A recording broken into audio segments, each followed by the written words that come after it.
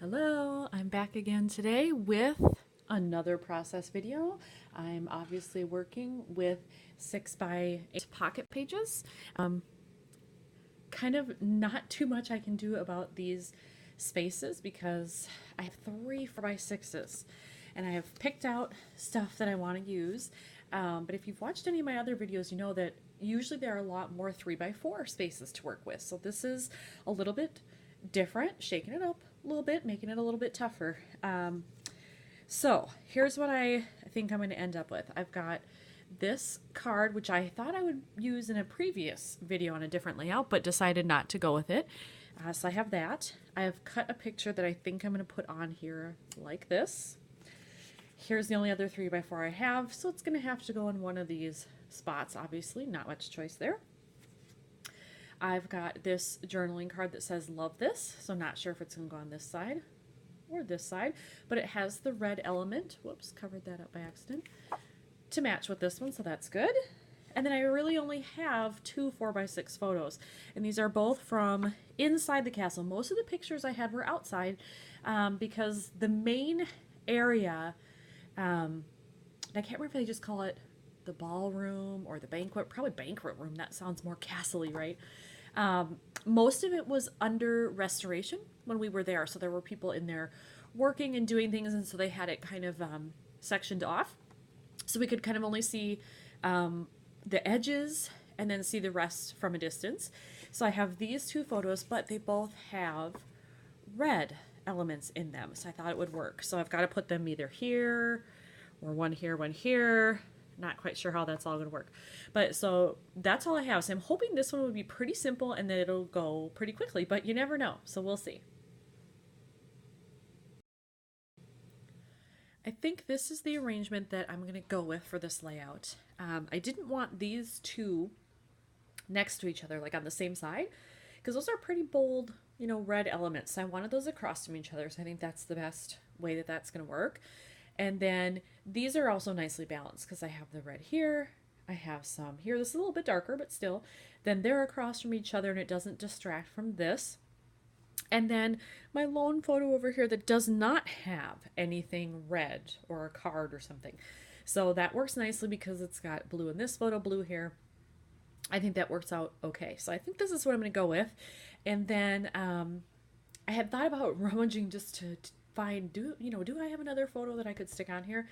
But then I thought, no, I do want to have all this journaling space because I want to talk about how part of it was under restoration. So we were only able to see a portion of it. And then also I realized I want to talk about the fact that we were able to see the Scottish crown jewels. And I had seen the ones in London when I was there, not on this trip, but a previous one. So I was able to see those. It's quite a different experience to see the Scottish ones. In both cases, you are not allowed to take photos in there, which is totally fine. I get why they do that. But in the one in London, if you've never been, like you stand on this conveyor belt and it just moves you through. So you can't stop. You get one pass through, you get on the belt, you ride along, and what you see is what you see. If you didn't get a good look, too bad. If you want to try again, you can go around and stand in line again, but that's all you get. The Scottish crown jewels are a little bit different. You actually walk through, or at least you did when I was there. You can't take the photos, but you can at least get a better look because you're not being rushed. You can take your time.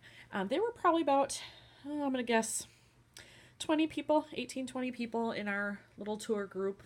You just line up and wait for the next tour to start, and that's how many people we ended up having. Everybody was polite. Nobody was like, hey, get out of my way, I'm trying to see, or whatever. I think everybody was very respectful and understood that, we might never see this again, so let's take our time and get a really nice view. So I did appreciate that it was a little bit more friendly and more of an immersive experience than the one in London. So I do want to make sure that I include something about that over here as well. So I put these 2 in their pockets because I'm not going to do anything else with these. This one is quite busy, so I think I want to leave that alone.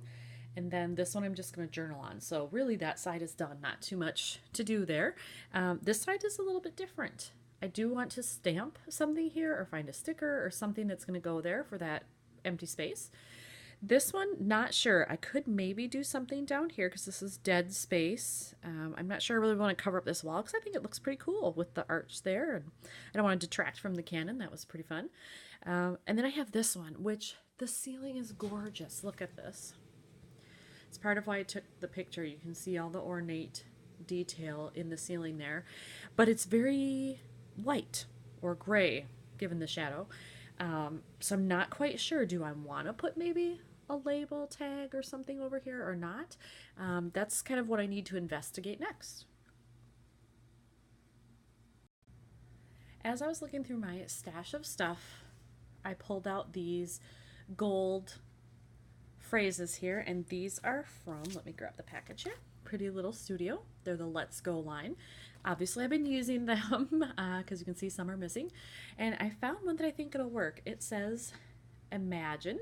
And I thought that would work right here because that's part of what I was doing as we were standing there listening to the tour guide talking and explaining the history and what life was like back then.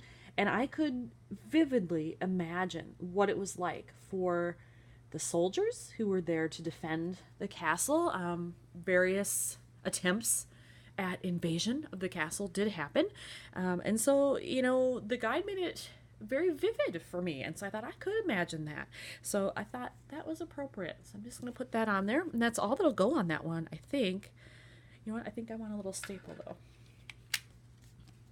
Just to add a little bit more interest. We'll just do that. Yeah. All right. So that's all that will go on that one. And then I think I'm going to leave this one alone just because I got this big geotag here that's printed on the card plus this. I don't want too much busy over there. But I do think then that something is needed over here, probably on this left side. So if I could get one of the gold stickers to work, that'd be perfect because there is gold here, here, you know. It's in multiple places on this layout. But if not, I'm not sure what I'm going to come up with there. So my next step is figuring that out.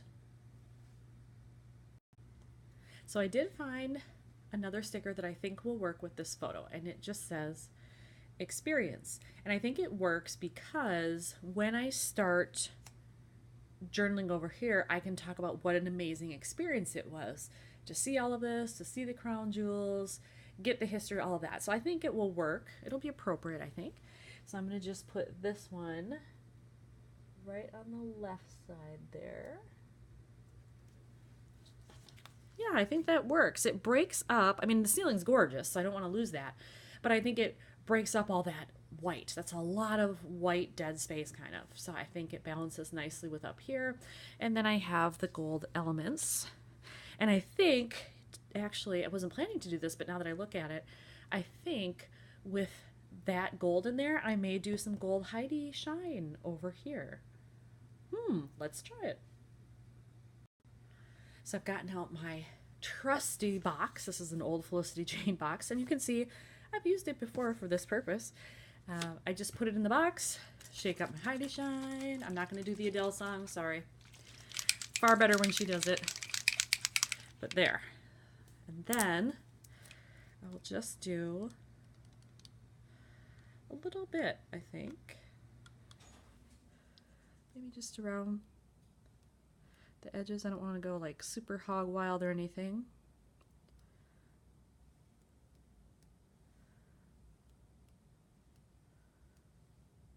Yeah, that's probably enough. Well, let's do this corner.